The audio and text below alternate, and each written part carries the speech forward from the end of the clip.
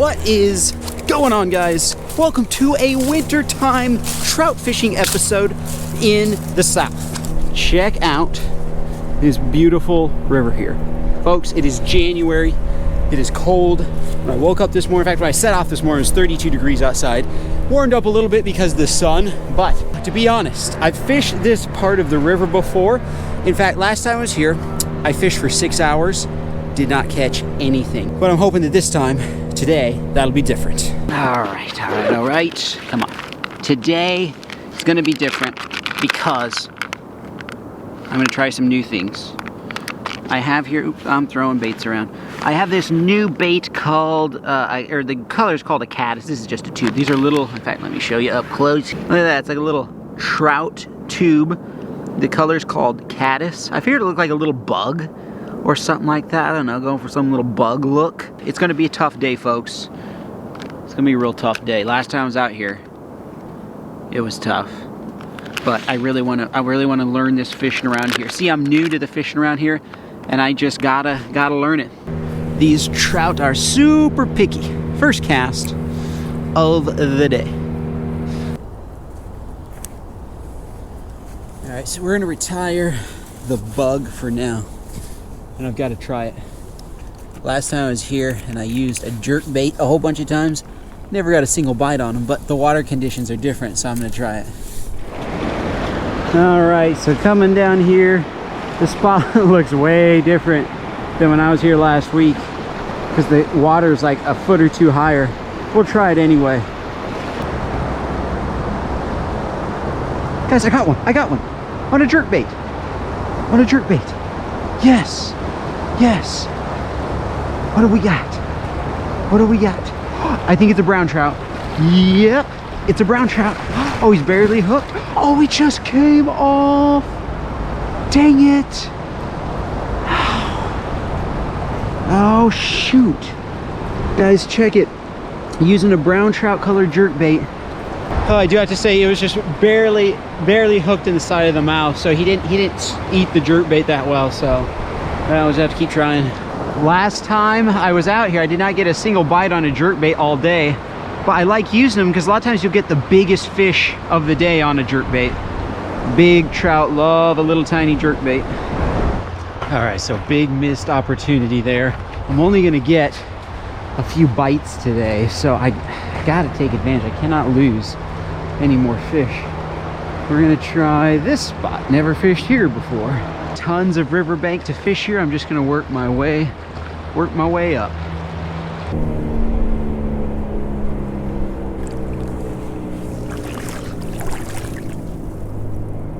Oh my gosh. Guys, there's a crawdad. There's a big crawdad. Okay, all right, I'm about to get really cold here. Okay, I didn't think there'd be crawdads out here in the middle of winter.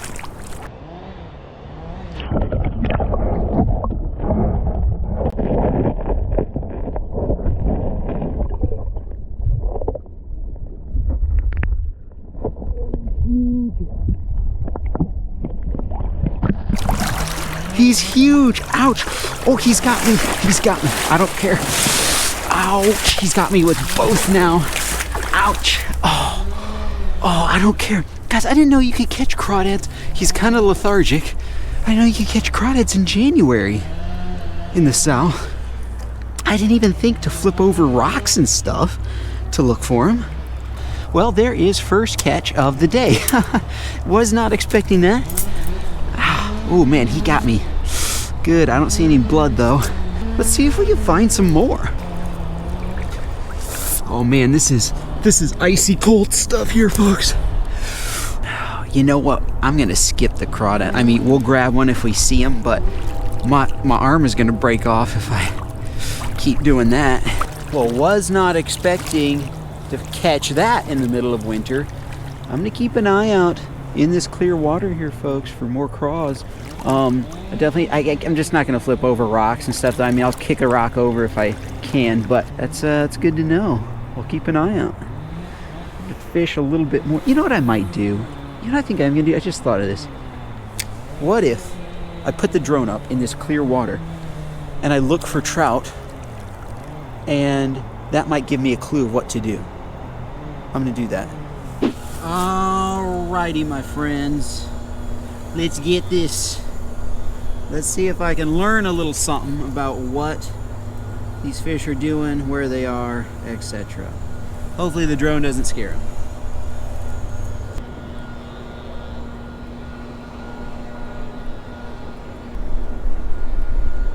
Oh, there's something. There's something nice. Whoa. Whoa, he's scared too. I wonder if the drone might be freaking him out a little bit. Yeah. Huh.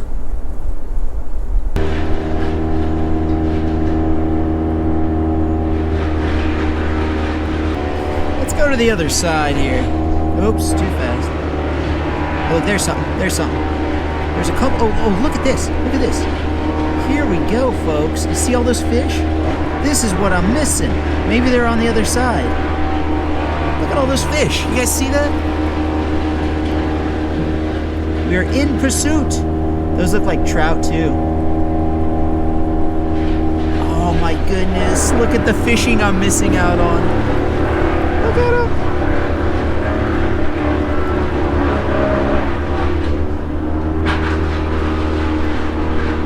There's some big lazy ones on the bottom. I think those are carp. Like the really, really big ones in there, don't get too excited because I don't think those are trout. Okay, let's go above them real quick and look down. Yeah, see those ones? What happens is, I'm used to seeing this enough now. Trout usually are, they're pretty spooked at the drone, and the carp are like, oh, I don't care. Once you get close to them, then they spook.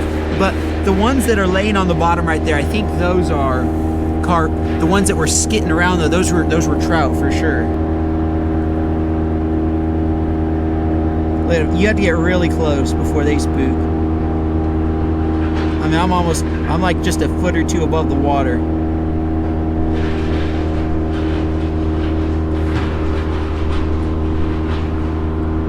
Look at all of them. That's cool. But see, a lot of times when you have a school of carp like this, there are a lot of trout among them as well. So what I'm going to do is I'm going to go upriver and let's see. I'm going to kind of mark. Look at all those fish, man. Let me kind of... Whoa. Whoa. There are a ton of fish there. They are all over too. All right, let me see the side of the bank. Oh, I know where that is. Okay, I've actually explored this trail before. Okay, so I'm just gonna have to wait out like right in the middle or close to the middle and cast out toward this area. Okay, cool. Well, little reconnaissance with the drone feels a little bit like we're cheating. There you go, folks. A little reconnaissance with the drone. Let's go find them. All right, here's the spot in the trail where those big fish were hanging out. Come on. All right, just check this out. This is something new, folks. Didn't even know these existed till the other day. Chartreuse night crawlers. Thought I would give them a go. Look at that. They're like green.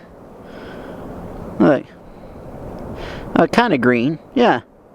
I mean, they're not exactly chartreuse. They're more just like a green color. Let's give these a go. All right, armed with just a plain night crawler and a split shot. Let's see if I can turn my luck around. I'm gonna kind of go out toward the middle if it's not too deep. Just got a bite, come on. Come on, eat it. It's like tap, tap. You're a trout, you love worms. You're gonna come over and just gonna gobble it up. Come on, what is that? What? Are you kidding me? What kind of trout comes over, takes a nip, and then just leaves? Are these worms bad? Maybe I shouldn't be using chartreuse worms. Guys, really weird to get a bite on a worm then not have them come back for it, so I'm gonna try some corn. I don't know. Got him, on corn, Oh, it's a small one. But still, we got a fish. Nice. Nice. A nice little rainbow here, folks. Sweet. What do you think? Yep, nope. I was about to say, should we keep him? He's kind of small, but nope. I know he's kind of small, but we're keeping him. Beggars can't be choosers. It's only like the third bite I've gotten all day long. All right. We're back in the game, folks. That's a beautiful little rainbow trout. There's no size limit here in this part of the river. And so this 10-incher or so is it maybe 11 inches. Good enough to keep for me. All right, we're gonna throw him in. Guys, we got trout and crawfish in the middle of winter. I had no idea to be catching trout and craws in the middle of the winter time. All right, guys. Oh, look, a trout just jumped right there. Come on, let's get him. Let's get him. That was first cast with corn. Well, my friends, that's icy cold January fishing for you. Just a few bites today, which is what I thought. Caught one crawdad. That's okay. It's not too bad. But I was just sitting here assessing what I should do. I want to cook these up. I am going to cook these up. So my new plan is go home, get a good night's sleep, come back out here in the morning, fish some more. See you guys tomorrow.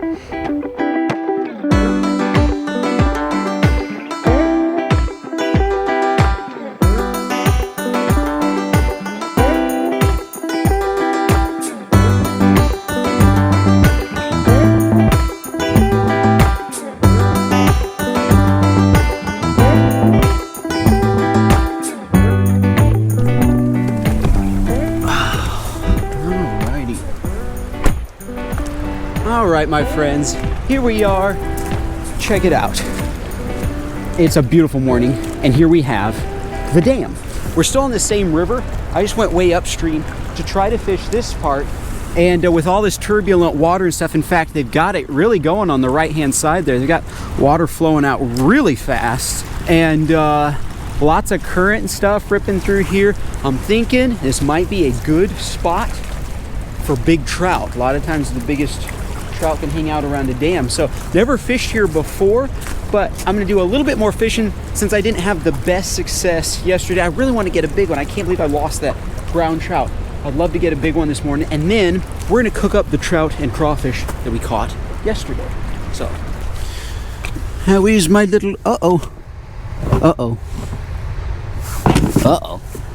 folks, the bucket of water spilled and we got a crawdad on the loose.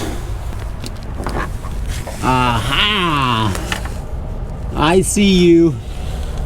I see you. Yes. All right. Close call. This bucket spilled. I cannot believe in January there are crawdads out here in the south. All right, let's refill your bucket here. There we go. All right, safe and sound. All right, my friends. So, first order of business is to dig up some worms. All right, you filthy maggots. Where are you? Whoa, whoa. Speaking of maggots. Ugh. Ugh. Look at that.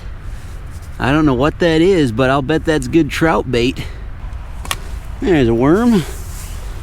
All right, getting some action. Ooh, guys, check this out. We had a bird get disassembled right here, probably by a fox or coyote or something. So I have this theory about chartreuse worms. I don't think they work.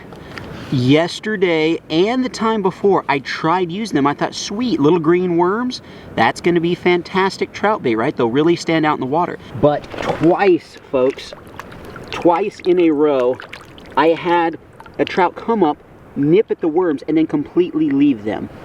It never, I'm gonna throw these out there. They never came back and ate it. And so to take a couple nips at a worm and then just swim away and leave it, I think there's something. In fact, check this out. This is the dirt, okay, in the water. Look how it's green. And I'm wondering if there's a chemical or something like that that repels the trout. I'll have to do some more experimenting to make sure, but I'm not confident in chartreuse worms. Anyway, here are a couple of worms that I dug up and the weird little bug lure, or bug lure, it's not a lure, looks like a lure, but whatever that little grub or larva is, I'm gonna put him on a hook. All right, let's put on a natural night crawler. This is the way they should look. Oh man, this guy is just squiggly. If he keeps up that up down there, he's gonna get a lot of attention. All right, let's see how he does. I'm gonna use this guy if the worms don't produce or something steals off the worm. Armed with a slip bobber, we'll throw that out in the current and then just let it drift around. Oh, I'm getting a bite, come on. Come on, that's on that real worm. Come back for it. Got him. On that real worm. On that real worm. That's what I'm talking about. I mean, the other worms were real too, but they were artificially colored. Okay, not a big guy, but I'll take it. First fish of the morning, and that is a beautiful trout right there, folks. Oh, this guy has a hook in his throat. Somebody's had him on, and I don't know if he snapped their line or what, but he has a hook down in his throat. You know, even though this guy's a little bit small, I'm actually gonna keep him. You know, I'm just gonna keep this guy. I haven't been getting very many bites, so I'm gonna kind of take what I can get, and there's no size limit in this river, so. All right, guys, it's time to use the bug. There we go, an old piece of worm and that bug. Let's get him. That feels great. Get a fish this morning, a little fresh trout. Ah, great. I lost the bug. Dang it. I wanted to catch something on that too. Whoa, guys, here's something weird. So I set the trout in the water to keep it cool, right? Like just a few minutes ago, and it's already out of the water. Look at the water line there. Look how much it's fallen. It's fallen like a foot in the last, what, 10 minutes? Guys, check it out. So I left my bag there. Look how far the water, it's just plummeting. It's just plummeting right now. If you're new to fishing, you know that that's pretty much a death sentence for the bite when the water's falling like this. So, all right, here we go. This is wood from South Carolina, folks. I bought it when I went to the coast. Then I found out I couldn't make a fire on the beach I was staying at, so I brought it home with me. Guys, we have a problem. The crawdad escaped. He made a break for it. He was in his bag, and he somehow got out. Oh man, I kept him for a long time too, in that bucket, and kept him alive and changed his water and everything. I was looking forward to some roasted crawfish. You know what I'm gonna do? I wish I had my waders on so I could get out there farther. But I'm gonna lift up this rock and let's see if there are any crawdads under. Oh, there's a crawdad. It's a smaller one. Guys, what is it with I'm gonna have to come back to my crawdad trap. I had no idea that there were crawdads out in the middle of winter. That was a smaller one, just took off. I don't know if you guys could see that on the camera. Oh my goodness, what a sly little fox. Well, might as well keep these trout. I was looking forward to some crawdads, we'll keep the trout. That's crazy. Guys, but it's good to learn that the crawdads come out down south in the middle of winter. I'll have to throw a crawdad trap out and we'll get them. We'll get them.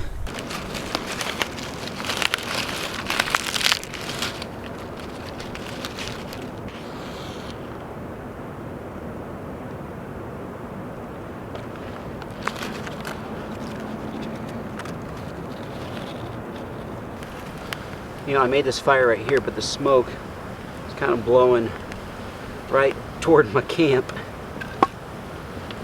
Alright, so we have everything here. Smoke is in my eyes, but that's okay. We're going to have hickory smoked, speaking of smoke, bacon right there. Using one of our pieces of kindling as a cutting board. Lay the trout right there. Let's put some slices in them. Quite a few slices because I want the flavor of the bacon to get down into the meat. Then we'll season this trout with a little bit of my first cast seasoning. Link in the description below, guys. It is amazing, fantastic, fabulous, delicious. nutritious. All right, so the smoke kept following me everywhere I walked around that table. So finally I just moved way over here. We got our bacon slices, and I'm gonna wrap these trout. Wrap them up good and snug. Just like that, like a pig in a blanket. Or a fish in a pig in a fish in a pig, something. A fish in a blanket. Boom. Nice and snug. Flip that over. All right, my friends. So let's see. I need to actually have this fire burn down a little bit because you can't get it in too many direct flames, otherwise you're just going to cook the outside and it's going to be raw on the inside. So I kind of knocked the logs down to try to make the flame not as high on purpose and just try to cook it over this heat. My mouth is watering, folks. This is looking so good, and the smell of the bacon.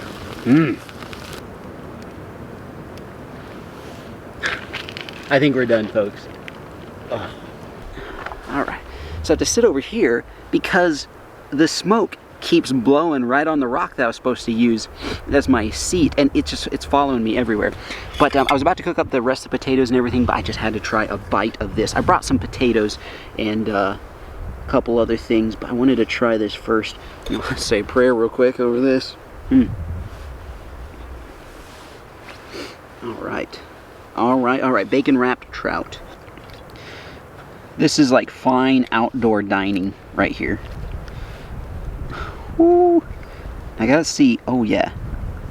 All right, the trout did cook. Sweet. That's kind of the difficult thing about wrapping fish in bacon, but I was real careful with it. So there you go, a perfect bite. The smoke, it's followed me. Right, I sat all the way over here, and the wind shifted direction. Anyway, here you go.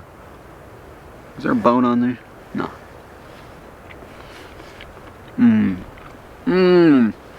You just can't beat it. My seasoning, I have to say, goes really well with bacon. You combine the two. What do you guys think? Should I make like fish head soup sometime? A lot of fishermen do that, and I don't know how to do it. I think it's just, I don't know, I have to learn that. That might be something in the future. I eat off kind of around everywhere, and I just throw that part out myself. But you can make fish head soup. Being the Idaho boy that I am, let's cook up a little potato here. We're gonna slice these, and you know, I've never roasted potatoes, guys. I've cooked them in the oven, deep fried them, of course. Never just fire roasted potatoes. I'm really glad I brought this wood from South Carolina, because it's rained last night, and it'd have been hard to keep a fire like this going. Oh, almost lost my spuds. Interesting. We'll see how they taste. Put a little salt and pepper on them. Look at this. Look. It's literally blowing now in the opposite direction. This is insane. There you go, folks. I can't tilt it, but you get the idea. You see what they're like there. And there is the final result, folks. All right. Do fire roasted potatoes taste decent? That is the question. I will test it and I will let you guys know. Salt them up. I just forgot to pepper at home, but I do have some Penzi Arizona Dreaming spices that sent to me by a subscriber. All right. I swear, this is just incredible. Incredible. It was blowing the other way.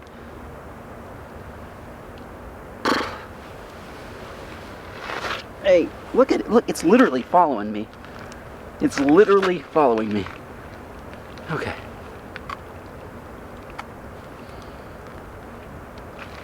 Hey, stop. Please. It's almost like made it chewy. You can see right there, it looks like a normal potato, but it just like dries, the fire dries it out. There needs to be some moisture or something. Like when you deep fry, it kind of locks in the moisture of the potato. And this way it just dries them out. They're not like crispy like a chip, but they're not like soft and mealy like a baked potato. They're just kind of this in between. It depends on if you like chewy potatoes. Like some people might really enjoy that, but I would say don't make it a priority to go out and roast potato slices over a fire. So before we go, I want to tell you guys about my membership page. Now, a lot of people are like, wait a second, aren't you losing money with a membership page? And at the moment, I actually am. I am making members only videos, and I would be way better off posting them on my main channel. However, there's a lot of weird things going on the internet right now. People being canceled and removed and deleted. And to make some insurance against that, I started my Subscribestar page. Subscribestar is basically like Patreon, only the founders of Subscribestar actually believe in free speech and freedom of expression. And so I chose them over Patreon, because even Patreon has removed people before for saying or believing the wrong things. And so I've started a Subscribestar page. It's only $1 per month. You guys get to see extra videos. There's also a monthly giveaway. The videos range from like catching cooks to kind of these little vlogs to kind of some behind the scenes, like different things, how I prepare for videos. One of the coolest ones is I actually catch and cook my biggest fish ever. Oh, Pops, he's barely hooked. Barely hooked. Please scoop him. Please scoop him. Oh my gosh. Oh my goodness. Woo! Are you kidding me? Oh Are you kidding me, guys? Look at the size of this huge fish. There's also a really nice, a really fun, like gator video. Gator stalks us around a pond. A triggerfish catch and cook in Hawaii. A really cool Hawaii kayak fishing video where my dad and I had just this amazing day out on the kayak. Got all kinds of cool ulua and had a bunch of fish following like underneath our boat and stuff. He'd catch one and the other ones would all follow him up. So a ton of cool members only videos. And anyway, so guys, check it out in the description below. It really helps me out a lot, and it provides that buffer where if something happens, let's pretend that tomorrow a new president of YouTube comes on, and this new president says, you know, I'm an animal rights activist wacko. And of course they wouldn't say that about themselves, but I think all of these catch and cook channels are immoral, and I think we should demonetize all of them or delete all of them. And I could wake up the next morning and like with one click of a button, my entire channel could be deleted. Boom, I would just be wiped off the face of YouTube with one click of the button on their end, and there's not much I could do about it.